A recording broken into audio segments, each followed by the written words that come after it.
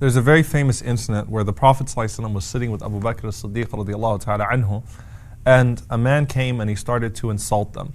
Now, the Prophet ﷺ, has this incredible bandwidth of forbearance, right? He can tolerate so much, and we see this frequent in the seerah of the Prophet ﷺ, where someone comes to him and says things to him that none of the companions can tolerate, but the Prophet ﷺ can tolerate. So they're sitting there, and this man keeps going on and on and on, and the Prophet ﷺ is holding it in. Abu Bakr radiallahu ta'ala anhu, who's also a very forbearing person, he can't take it anymore. So Abu Bakr radiallahu anhu, especially as the man insults the Prophet ﷺ, stands up and starts to respond. And the Prophet ﷺ, he simply gets up and he leaves.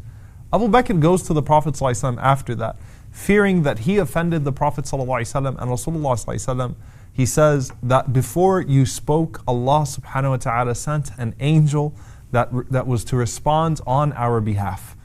As soon as you started to defend us, the angel went away, and a shaitan came and sat there instead. A devil came and sat there instead, and the Prophet ﷺ said, I did not want to sit in the presence of that devil, in the presence of that shaitan.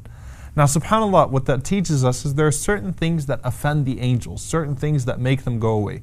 Now, the angels that write, they're not going anywhere no matter what you do. They will write down every curse word, every nasty thing that you say or do, and though it's offensive, they will write it because they have to write it. But there are other angels, angels of mercy, the ones we've been talking about, that come when you do dhikr, when you remember Allah, when you do tahara, when you do wudu, when you pray. Those angels will go away from you, and instead they would be replaced by shayateen. So it's important for us to think, what are we doing to offend the angels as well? What are we doing to send them away? What are we making the ones that have to write down? And aren't we ashamed of that?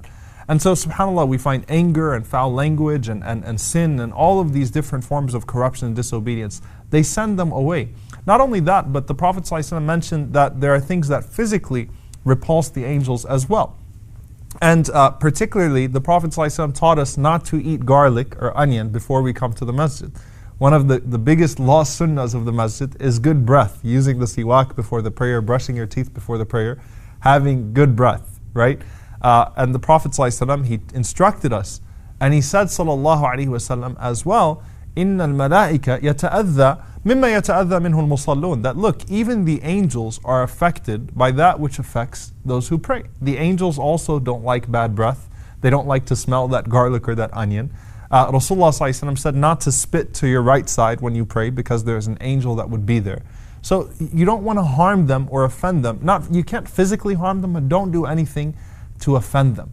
Now, even on the spiritual side of this all, there's a very beautiful statement that's attributed to Sufyan al-Thawri, rahimahullah ta'ala, that he was asked, how do the angels know that a person intends a good or an evil deed? Because obviously there are certain things that Allah subhanahu wa ta'ala alone has access to. So how do they know when a person intends good or evil? And you know what he said? He said when someone intends to do good, Allah subhanahu wa ta'ala causes a sense of musk to start coming from him that only the angels can smell. And when a person intends evil, that person starts to smell bad.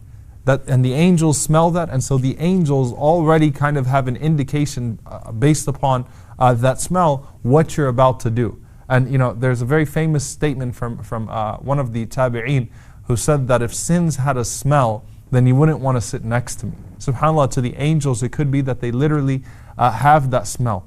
Then you have a narration that I hesitate, I don't mention this when I teach the story of Jibreel anymore because it opens up a can of worms. And any of you who have taken that class, you know that I'm already, very, very limited by my time. And by even saying that narration, I open up so much and just people get confused for the rest of the night.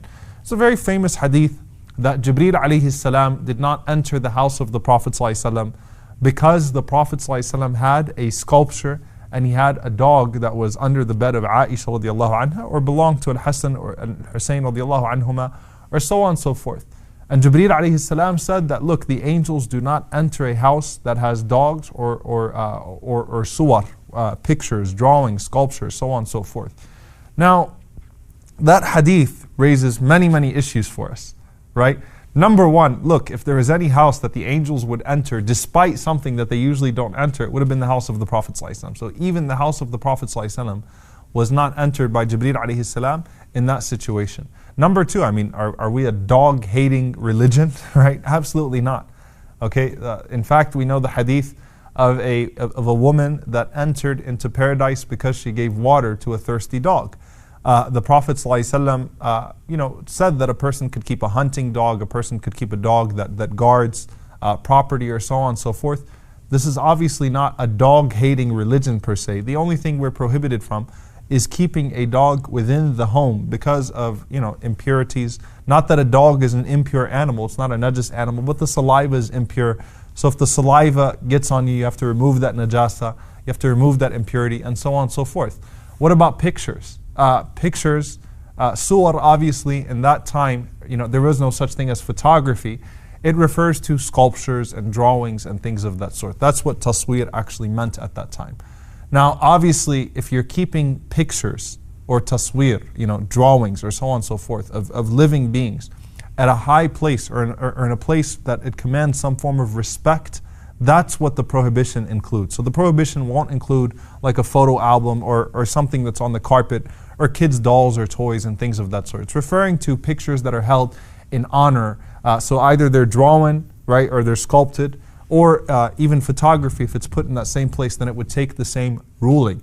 Now also, is it that the angels are forbidden, altogether from entering? Does that mean that if I don't want my angels to write down something I'm about to do, I'm going to put up a picture so that way the angels that write will leave? No, those angels are staying. This is clearly referring to Malaikatul Rahmah, the angels of mercy. Those are the ones that would not enter. And subhanAllah, I looked for an explanation on the dogs, and subhanAllah, you find many different explanations. And this is just something obviously that you say Allah and His Messenger ﷺ know best. So, whether it's the explanation that some dogs might have jinn inside of them, might have possession, and that's why the angels could not be there, just as they would not sit in the presence of shayateen. It could be that. It could be the najasa factor, the impurity of the saliva. It could be that the angels obviously occupy a very high space, and so that would be beneath them. Allah knows best. We don't delve into that. But don't do anything, that's going to cause the angels to not be around you, and that's going to offend them and stop them from coming either around you or in your house.